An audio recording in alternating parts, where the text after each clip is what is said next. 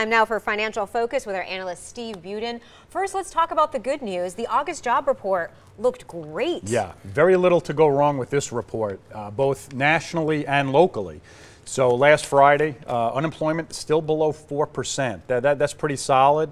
A number of jobs created, hitting record highs. And even here in the state of Nevada, the most recent data is for the end of July. It's about a month short, but they've created over 9,500 jobs in this state alone, month of July. Lowest unemployment rate in this state since August of 2007. So we're hitting some pretty strong numbers. That's such great news for people here. And I feel like we're seeing more construction and more projects. And then, of course, with the Knights and the Raiders. That's right. So good news for us. Yeah, I talked to a lot of business owners, and the common theme is they can't find workers. I mean, it's a nice problem to have, right? Especially if you're looking to get hired. Right. The wages are going up, but it's nice to be in demand, whether you're in construction, whether you're in retail, computer science, trucking. I've talked about the shortage of truck drivers.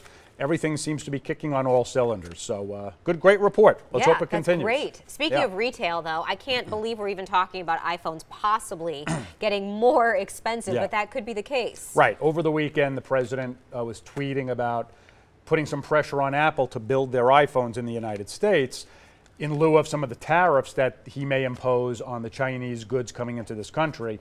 And I think the question really becomes, are you willing to pay more for an item, whether it's an iPhone, whether it's clothes, whether it's music, regardless of what it is? If you build it in the United States, very often the cost is higher. So are you going to pay more to support an American worker? Don't have to answer that. All right. But that's the question that most Americans will face, right? The estimates are an Apple iPhone, for example, will cost 20% more if it's built in the United States. Are you willing to do that or pay that? So we'll be hearing a lot more of that recently or coming up. Yes. And you were saying, I can't believe this, it has been 10 years since the recession. It has. Yeah, this is the week. Bad memory, but Lehman Brothers is the main bank in New York that went under, that really toppled most of the dominoes. But it's been 10 years since the major crisis.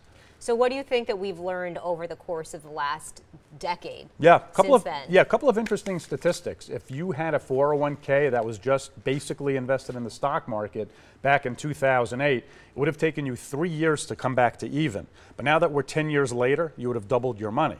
So it really shows. If you didn't pull anything out. If you didn't pull anything out, that's right. If you held on and just let time be your friend, it's a great lesson that long-term investing usually works over time, even after a major meltdown like we had 10 years ago. Some of the concerns I do have, though, is even though the banks are better capitalized and they're stronger than they were 10 years ago, and the regulations have forced the banks to keep more solid financial reporting, on the other side, there's still a record number of debt out there. Interest rates are going up. The cost of servicing that debt could go up, and that could be an issue going forward. That's really the main issue I see in the next couple of years, is how do we reduce the level of debt we have in this country, both personally, corporate, and the government. Well, hopefully we've taken some lessons and learned them and change a couple of things moving forward. History tends to repeat itself, hopefully not this time. All right. Thank you, Steve. Sure. We are going to be right back. Stay with us, everybody.